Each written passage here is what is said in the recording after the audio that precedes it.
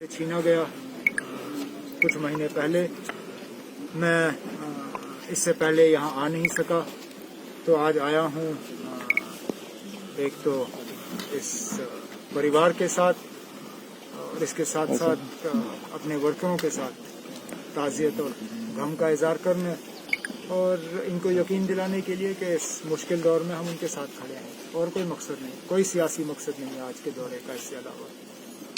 Sir, Gupkar declaration जिस तरह से इलेक्शन लड़ने के लिए जा रही है, तो क्या कहेंगे किस तरह क्या डिक्लेरेशन के अंडर इलेक्शन लड़ा जाएगा? अलग अलग पार्टियां इलेक्शन लड़ेंगी या इकट्ठे होकर इलेक्शन जो कल फैसला हुआ था और कल हमारे जो प्रवक्ता हैं उन्होंने ऐलान भी किया था कि हमारा इरादा और हमारा फैसला है कि हम मिलके जो है इन इलेक्शनों में हिस्सा लेंगे और इससे आगे तो और कोई। प्रोफेसर भीम सिंह के ऊपर जिस तरह से उनको पार्टी से निकाला गया है, उन्होंने साथ दिया। उसकी बात है। देखिए ना, हमने ये कभी नहीं कहा था कि हम सिर्फ उन लोगों से मिलेंगे जो हमारी बात को मानते हैं। हम तो सबको मिलने के लिए तैयार थे। यहाँ तक कि अगर बीजेपी वाले भी हमें आके मिलते और कहते ना हमें आपका 370 और 35A का नारा कबूल नहीं है, हम उनको भी सुनते। हमने ये कभी नहीं कहा था कि हम सिर्फ उन लोगों को सुनना चाहते हैं जो हमारे हाँ पे हाँ मिलाएंगे।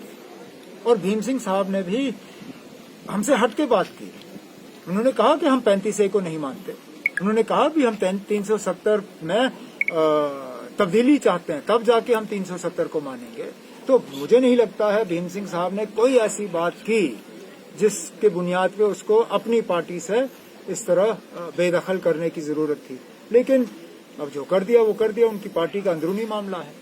जम्मू में किस तरह से साथ मिल रहा है लोगों का? जम्मू है हमें कोई 26 के आसपास डेलीगेशन कल आए थे मिलने के लिए। उसमें तरह तरह के सोच रखने वाले लोग थे। जैसे मैंने आपसे पहले ही कहा, हमारा इरादा नहीं था कि हम सिर्फ उन लोगों से मिलें जो हमारे हाँ में हाँ मिलाएं, क्योंकि अगर हमें वो करना होता हम फिर कश्मीर में ही रहते। हमारा मकसद था जम्मू आने का कि हम तमाम विचारधारा रखने वाले जो ऑर्गेनाइजेशंस हैं या लोग हैं उनसे हम मिले और काफी हद तक इसमें हमें कामयाबी हासिल हुई है। आगे जाके हम और लोगों से मिलेंगे। जिस तरह सर मिलके इलेक्शन आप लड़ रहे हैं, तो जिस तरह से महबूबा मुफ्ती का तिरंगे वाला बयान आया, क्या आप समझते हैं कि इससे नुकसान हो सकता है जम्मू में?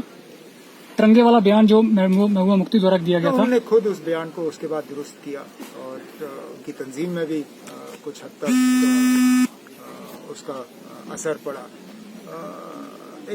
हम जो हमारा एजेंडा है गुपकार डिक्लेरेशन का, हमारा डेलीगेशन, हमारा जो एजेंडा है वो सबों का जो यूनिफाइड एजेंडा है, हम उस पर इलेक्शन लड़ेंगे। सर, इसके बाद जिस तरह से फैसला लिया गया कि मिलकर इलेक्शन लड़े जाएंगे, अगर सेंटर की तरफ से इस वक्त असेंबली इलेक्शन करवाए जाते हैं, क्या उसमें भी अगर मगर में ही तो सारा सिलसिला बिगड़ जाता है।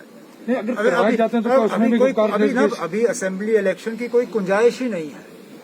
अगर डिलिमिटेशन कमीशन नहीं होती तो मैं मानता कि मुमकिन है ये जल्दी इलेक्शन बुला सकते हैं, लेकिन अब तो डिलिमिटेशन कमीशन बुलाई गई है। कोरोना के वजह से डिलिमिटेशन कमीशन ने अपना काम जमीनी सतह पे शुरू भी नहीं किया। अभी तो इनको इलाकों में आना है, डेलीगेशन से मिलने हैं, रिप्रेजेंटेशन और ये सजेशंस मांगने हैं, उनको फिर रिपोर्ट में तब्दील करके हुकूमत के सामने पेश करना है। मुझे नहीं लगता है कि अगले 1-2 साल में यहाँ असेंबली इलेक्शन मुमकिन होंगे। जब होंगे तब ये मुझसे सवाल 370 35 किस लड़ाई जाएगी। Thank you.